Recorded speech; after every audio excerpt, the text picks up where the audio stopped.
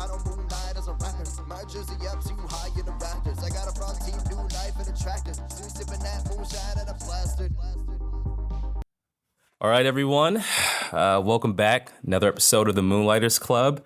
It was a lot getting this going, but we got it going.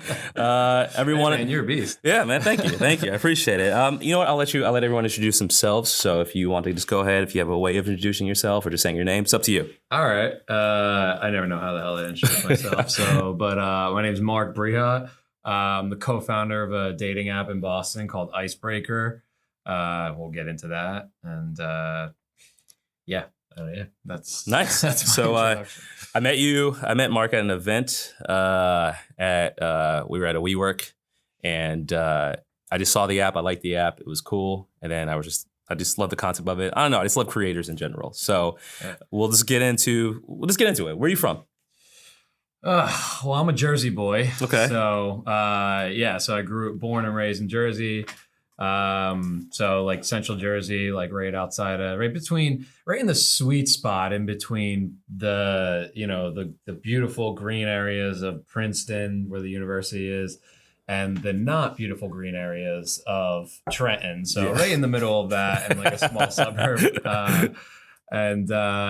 So spent most of my life sort of like within like a 3-hour radius of there, like through going to. I went to Rutgers University for undergrad and grad school, and then I'm like a beach bum, so I moved down to the Jersey Shore, not like the show, and so recently I moved to Boston like a few months ago for Icebrkr. Nice. So where'd you go? Wait, did you say where'd you go to school? Rutgers. You did go to Rutgers. Yeah. Okay. What'd you major in? Communication. So for undergrad, for like basically the first like 3.5 years of college, I was like, I don't know what the fuck I want to do. And then I get to like my last semester, and I was like, I took a course on relationships. So like interpersonal relationships. Okay. And I found myself starting to like do the extra reading for the first time, where I was like, I would go home because I was like a system worker for like, I could be like, all right, I could try to like get B's. I was really good at getting B's, and I would never do like the extra reading or anything. And I started to be like, oh, this is actually interesting. And I'm like going to office hours. And I'm like, what's going on? You're actually like into school now. What's going on?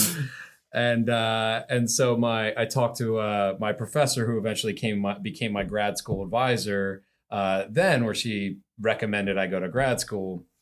So and I went to grad school focusing on basically interpersonal communication, which was like relationship communication and psychology. So I was like, I basically, was studying how people, like my focus was like how people start relationships and how people end relationships. So I was on an academic track.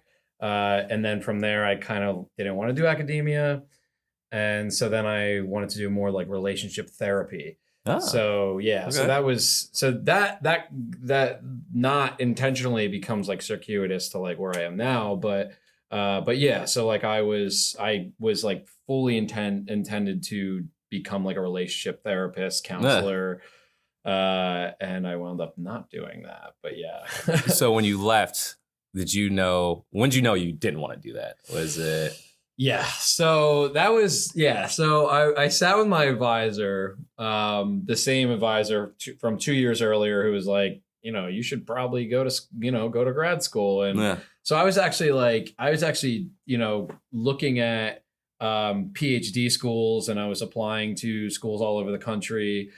And I remember I was like sitting in her office one day, and she just like cut it to me straight. She was like, because I was asking her advice on like what, all right, do you know people who do relationship therapy and counseling? She's like, yeah, it's not like what you think.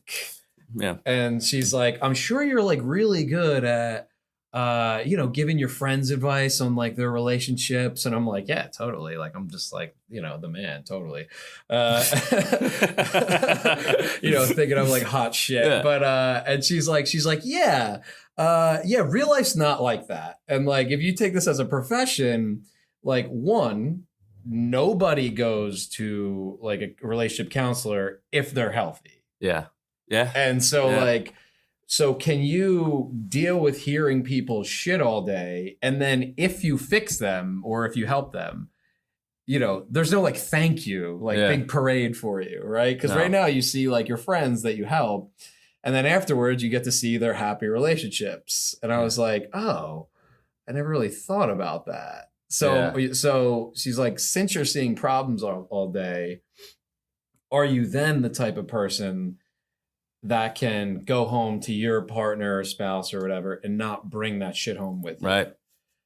And that fucked me up. Cause I was like, I was like, yeah, I can do that. And like, I had like this like sort of like existential breakdown where I was like, no, I can't do that. Like, I am the person that like kind of feels like really, really strongly. Yeah. Like, like, and so that was like, so to answer your original question about like when that happened like 3 weeks before I graduated. And I was like about to go into PhD school. So I was just like, you're just telling me this shit now. Yeah. So, I mean, it was like, you know, it was lighthearted at the time, but yeah, it was, yeah. So I came out of grad school not knowing what the hell I was going to do. So then why do you even pivot at that point? Because you've already gone to school for a while. You don't think you want to do this. Is it a degree that you could potentially... No. Yeah. See, that's the thing. Like, I'm trying to figure out, like, can you move this? No. I mean, to be honest, like, I got I got out of school and I was like, so I graduated. I was like, I did like a winter to a winter. So it was like, so I didn't graduate. Like, I didn't come out in May. So I came out. It was like, you know, I graduated in like December, and I was like, and I saw like this community college that I actually originally went to before I went to Rutgers, and I was like, maybe I'll just teach some courses. Okay. And I was like, I've never taught a second in my life, and so I was like, but I need something to do. So I just emailed. I saw that they had like some courses open in January. It was like December like 15th. Yeah. And I was like, hey, like, I see you're looking for someone to teach like this communication classes. Like, I can do that. Like, I've taught courses before, completely bullshitted. So I came in there just out of desperation and out of, I guess, like, interview well. Like, after like I just interviewed once, she's like, yeah, get in there. We need someone. I think it's funny how not everyone, but I feel like a lot of people I know, when you're in the field and you're working in whatever profession you're working, we all feel like we could just teach at some point. Like, all of us are like, you know what, if business don't work, I'll come back to Suffolk. I'm talking to teachers about this. Like, I'll just be here. I'll do a couple classes. I see what you do. It's something great like that. So wait, what's it actually like though? Because I feel like in my head, teaching is like lecturing and people are listening. Now teaching, it's actually hard. Yeah, it's a really hard job. Like, it's not like, it's like, I definitely didn't have, I just did it out of like survival. Like I'm just like, I need a job. And like, I also don't want to do just a regular job. I thought about, cause before the track where I wanted to be a therapist, basically, I was on like a track for academia. Okay. So like I wanted to do like full research and teach anyway. So that was always like in the back of my mind. That didn't just like come out of nowhere. And so I was like, all right, well, so that was like, let me try this out and see like if I want to eventually teach at a university level, like as like a full-time professor. Maybe I do want to go back to school. And so I got in there. There's no like, you know, like I talked to like I have a bunch of friends I grew up with who came like, you know, high school teachers and whatnot. And like when you become like a high school teacher, you go to school for teaching. They you know, you do like student teaching and you learn all that shit. When you're like a college professor, there's no student teaching. You just like go right from like learning to like getting in front of a classroom. And it's just like true. So that particular college had a campus like in basically like the suburbs of New Jersey, which is like beautiful green area. And then they had another campus like in the heart of Trenton, New Jersey. Okay. And they're like, basically, no one wants to teach on that campus. And I was just like, well, I mean, I'll teach there. And so I walk in the first day. I'm probably 26 years old, maybe, or 25, 26, I forget. But anyway, I just got into it, and I was just like, I just learned as I was going along. Yeah. Like there are just certain things you pick up over time where it's like, I'm basically your age. And so like, oh yeah, I could be cool, Professor Mark, just call me Mark or whatever. There becomes a problems there where it's like, oh wait, hold on. Now I'm like their friend. And now, so you do learn over time, but I wound up teaching for like about 4 years. Like,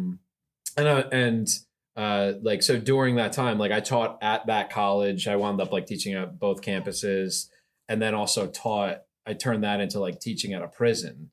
Wow. So so I taught at like a maximum security prison in New Jersey because one of my just like mentors there told me like, I think you have a personality to like go in there and teach. And I was like, fuck you talking about? And he was just like, no, I think you can do it. And turns out he was right. Like I went in there and I was like, again, there's no training, and like teaching in a prison is not like, there's no like guard or anything in the room. There's not like, handcuffed or anything. It's just like a classroom in this like fucking cement wall building. And it's such a stark contrast from like sitting in front of students and standing in front of, what we call them students really, but like inmates. And,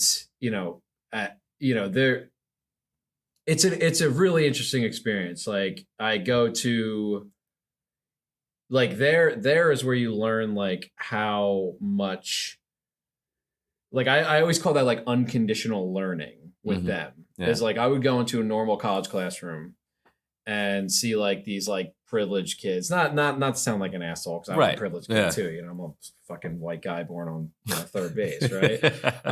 And so like, but like, I would ask a question, and like out of 30 people, maybe like 3 people raise their hand. Like in a prison, like if I ask a question out of 30 people, maybe 3 people don't raise their hand. Yeah.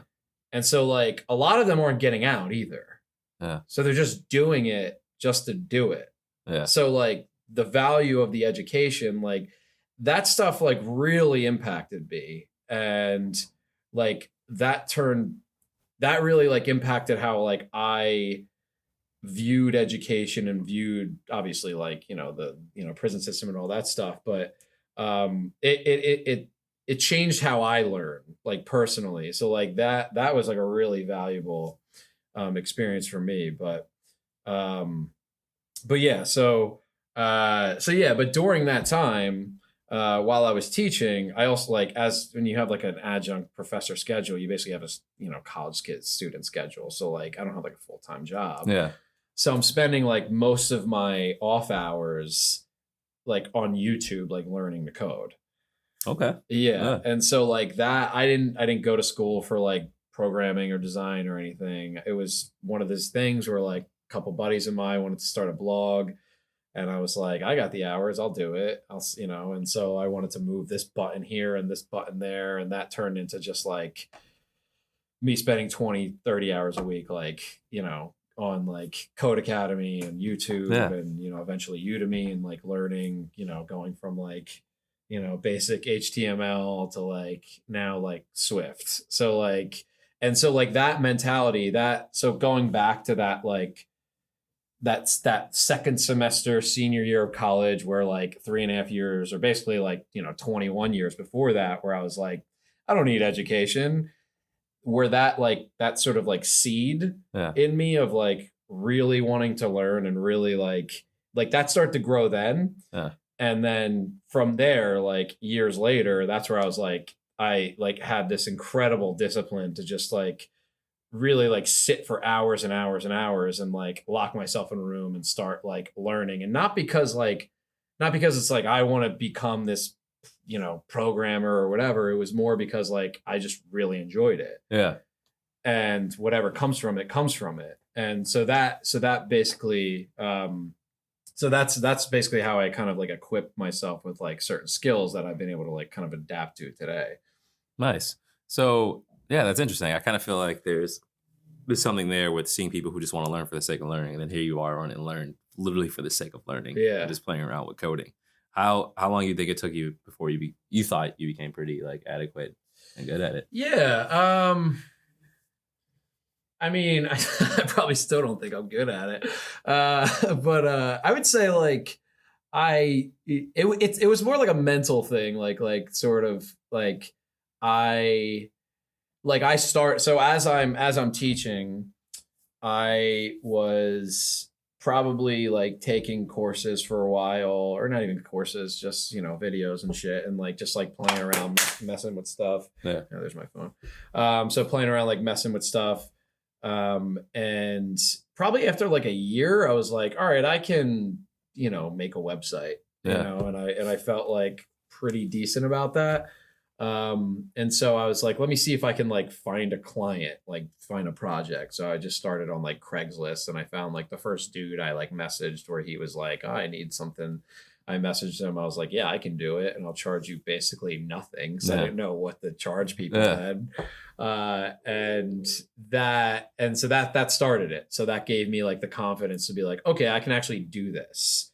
And so while I was teaching, I turned that into like a little freelance business where I was building just like little like, websites for small businesses, and even some for my friends.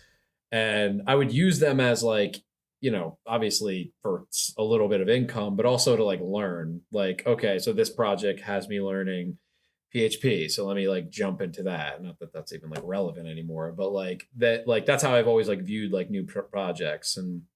And so like I I turned that into as I was like teaching for a few years, I was like, okay, this is something I'm actually passionate about.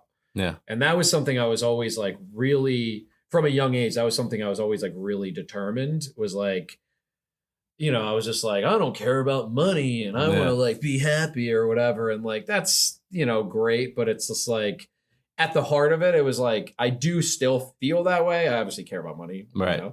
But I mean, I view money as like a metric for success. Yeah. But as far as like where I was, like, as I was teaching, I was like, I'm going to need to like find like a real job doing this. Yeah. At whether it's an agency or in-house or something, like being a front-end web developer, or whatever, design or whatever I can do. And so I wound up like quitting teaching before I found a job, because I knew that was always a crutch for me.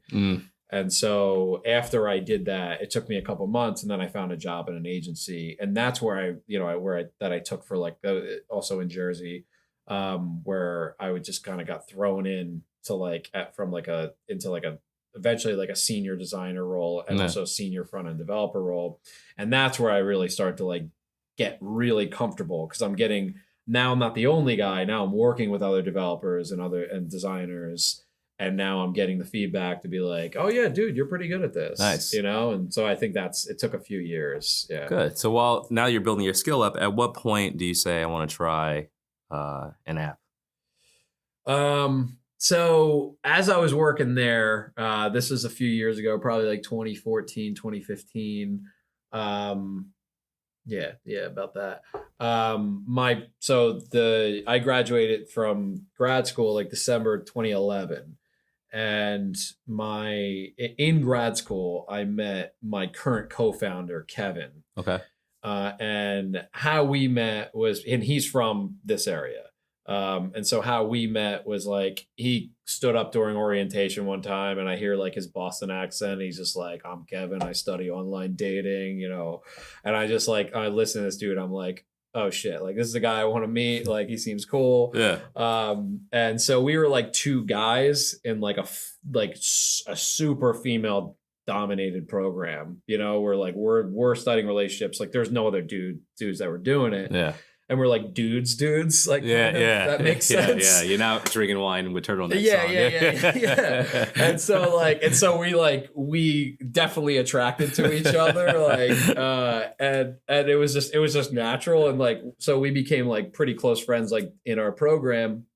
And then, I still think that's funny. You're like, you'd assume the opposite. You see two like guys chilling. Yeah. And you think they'd want to be around all the women in the course. Nah, we're just gonna hang out. Yeah. Nah, we're just gonna. Oh we my don't god, wanna- yeah, dude,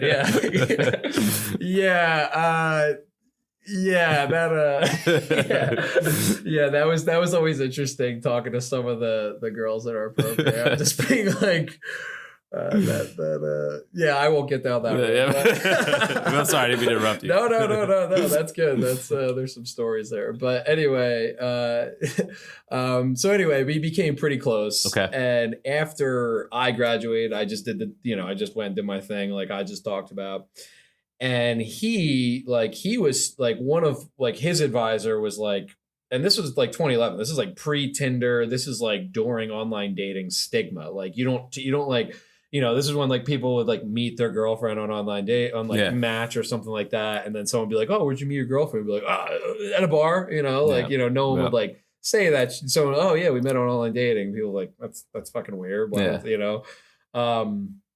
And so like they're like one of like his advisor was like a consultant for Match.com at the time, and she was like, published a lot of studies on online dating, and so he like worked under her, and so for a few years, and then after that after grad school he became an actual online dating coach. Okay. So he where he worked for this company that was based in New York, but they're in Boston too, where essentially he would help people run their online dating lives. Okay. So everything from like profile writing to like picking your photos to like finding people to also ghostwriting matches and setting up dates. And this industry, like, their clients would pay up to $4,000 per month. Oof. At 4-month contracts. Oof. So their clients are dropping $16K for someone to help them find a match. Okay. And which is ridiculous and absurd. Yeah, there's no way I would ever pay that much money, but you can imagine like the clientele. And so he has like a lot of stories, but so anyway, so him and I kind of lost touch for a while. We, every once in a while we'd like, message each other. And so he hits me up around like 2015, and he's been doing this for a few years, and I've been doing my thing for a few years. This is when I'm at that agency. And he's like, he knew I was like, my background in relationships, and he knew my background and he knew I was actively online dating. And so he would just call me. He's like, hey, I got this idea for this app. I don't know how to like, it's basically like, how do we get like a dating coach, this advice, basically how do we scale like this 4K per month model into like a dating app and like build that into a dating app. And so him and I, like, we spent like hours and hours on the phone, like each day on my commute home from work, where I had like an hour commute, and we're just talking about this every day, about different ideas about, for an app. And so that turned into like a prototype that we eventually built for Icebreaker, where we were like, all right, let's figure out how to give people advice while they date. And so they were like, initially they were like little tool tips that people can get as they're interacting, and then tested it on like, we did like a prototype, we tested it, and it was okay, but I thought we needed some more. So I don't know if you want me to get into that. Or... So what is Icebreaker? Pitch or description that someone could be like, oh, okay, that makes sense. Yeah. So Icebreaker is focused on people who are not necessarily like looking to get married tomorrow, although it is for them, but it's like we kind of like, we look at like dating intentionality as on a scale, right? And so like that scale is like, goes from like,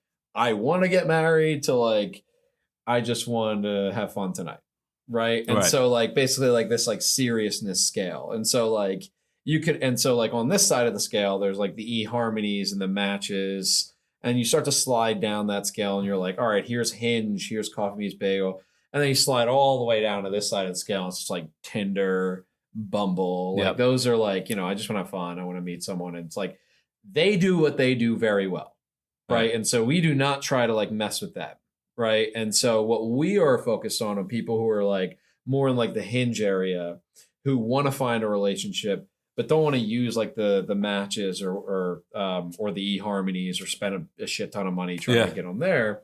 So we're focused on people who want to either like casually date, who are maybe like opening up to finding a relationship. Like maybe your friends are starting to get married and you're like, all right, maybe I should kind of start to take things seriously. Maybe I should graduate from Tinder and go something a little bit more serious. So like we are like a product offering for them. And now like how we differentiate is so Kevin, the dating coach, we've built Kevin into the app. Okay. So in a chatbot form. So we have this chatbot called named Hootie. He's a little blue owl. And so he walks you through like building your profile. So it'll ask you questions. So the whole interface is through essentially text message. And so it'll ask you questions like, what are you on here for? Like hookups, casual dating, serious relationship. If you actually select hookups, we actually tell you like, yeah, sorry, use something else. Like this isn't for you. Yeah. And then, and so it helps you like, pick your photos, and it tells you exactly what photos you should have: a headshot, a full body shot, a personality shot, and a storytelling photo, and tells you like what those types of photos are, what you should include in there. Then it helps, build your actual bio. So it gives you advice on like what to write in your bio or how to write it. Not like we're not telling you what to write. We're telling you like how to best express yourself. Yeah. And then at the end of that onboarding process, it takes about like 10 minutes. What also differentiates us is, and we're getting feedback from current like Icebreaker members now, is like, this is something that people really like, is you submit your profile. So like on Tinder, you just put a few photos and you're like good to go to start swiping. For us, for Icebreaker, is like we actually curate every profile on the app. So when you submit it, now like we have dating coaches, not just Kevin, we have like a couple other dating coaches that like personally review every single profile that goes through.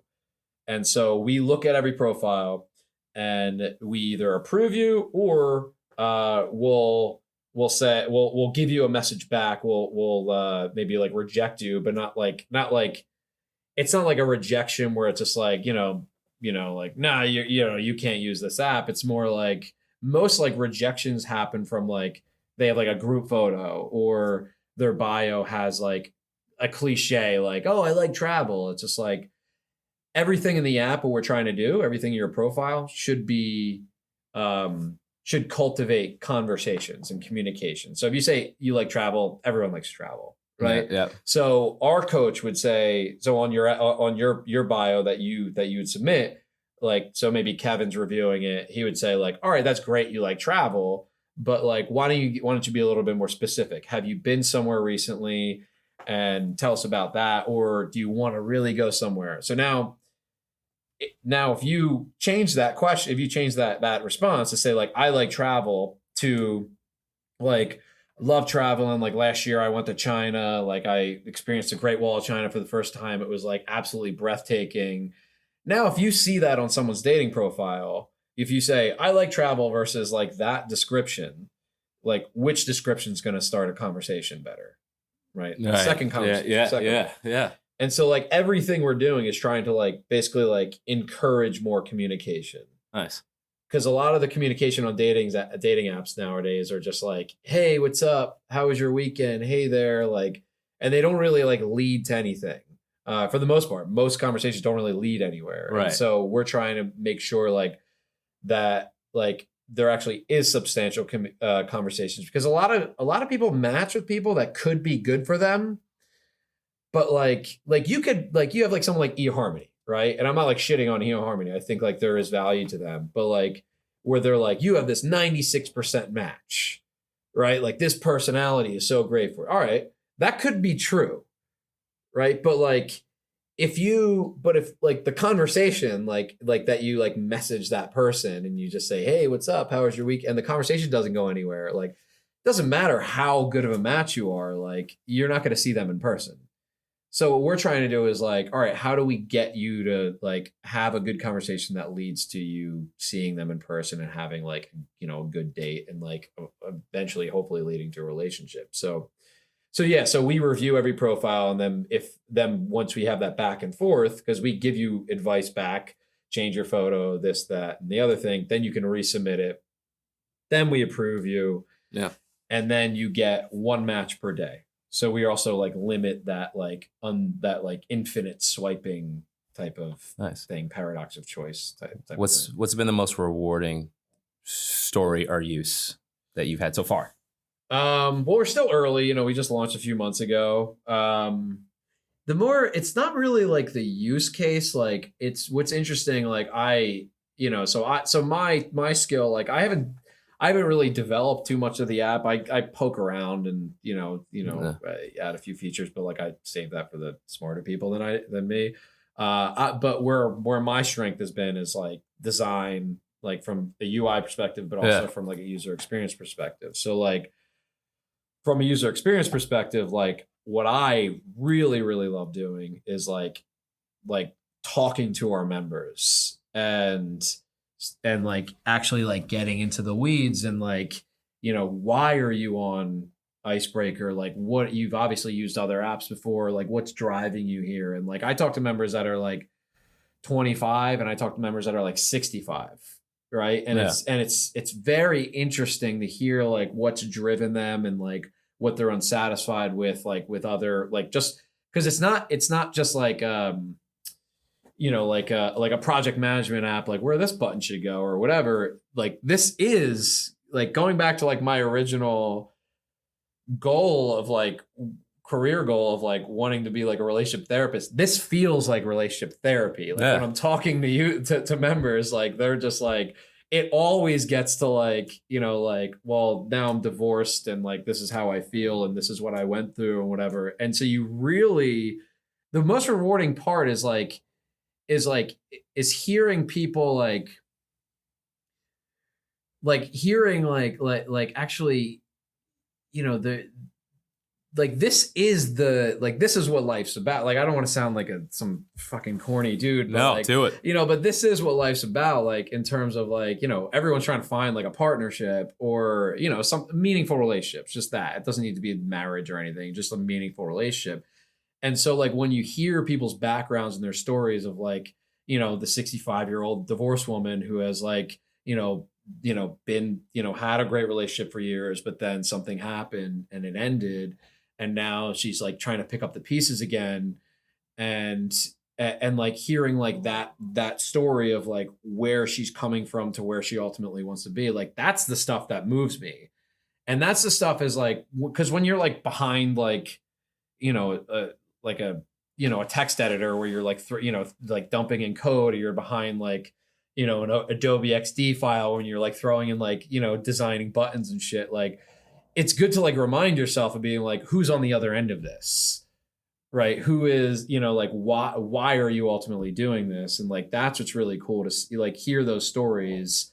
And it does remind you of like, okay, this is the stuff, like features are cool, but like this is the stuff that ultimately the features are being built for. You're doing what you were supposed to be doing the whole time. Yeah. Your guidance, they were there. This is it. It's weird how it turned out. This was not deliberate. This is what you're doing. So if that's the case, you don't come off as your typical startup person. You actually have a soul and a heart. What's a good goal for this? Is this your thing? This sounds like this is your thing. You know what I mean? Is there a goal to grow this? So this is kind of like this thing you can walk into on a normal basis and work? Like, is it to sell this and do something else? What if you could have it your way? How could you see this? I mean, out? So, all right. So there's a couple things, but I do ultimately want to right now we're based in Boston. I do ultimately want to grow it nationwide. Yeah. And so like having a dating app, like you can't start, it's not like we can be like, all right, we're live in LA or whatever. It's just like, cause you only have a certain amount of like a marketing budget. So you have to compress yourself to a geographic area. So like ideally in the near term, it's like, let's get people who want to find relationships on the app in Boston.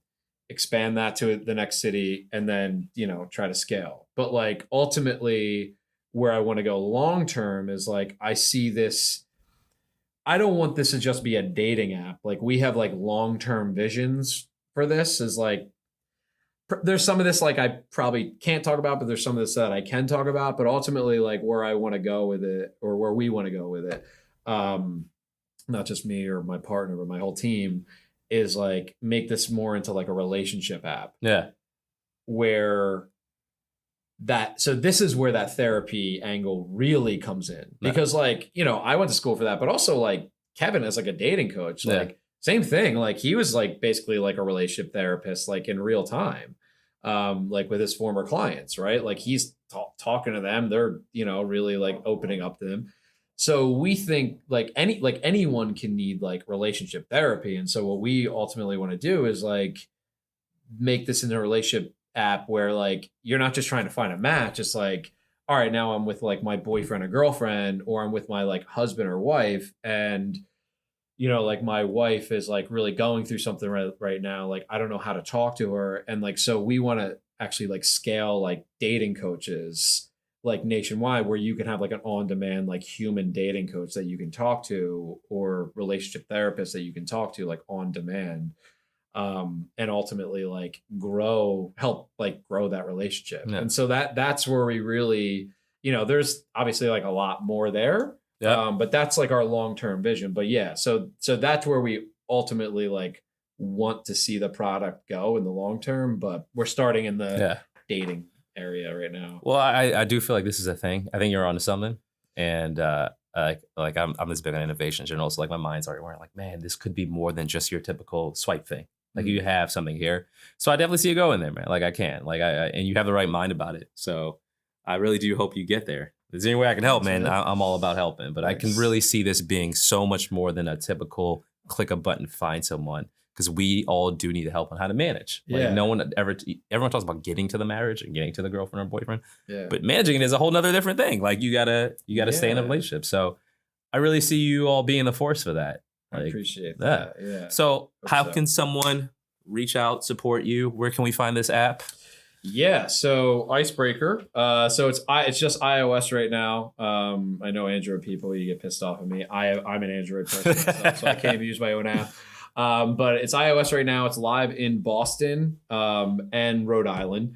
And so you just look on the App Store. It's Icebreaker BRKR. So if you find like this spelled the right way, like you're gonna find something different. So IceBRKR, or you can find us on our website, icebr.kr.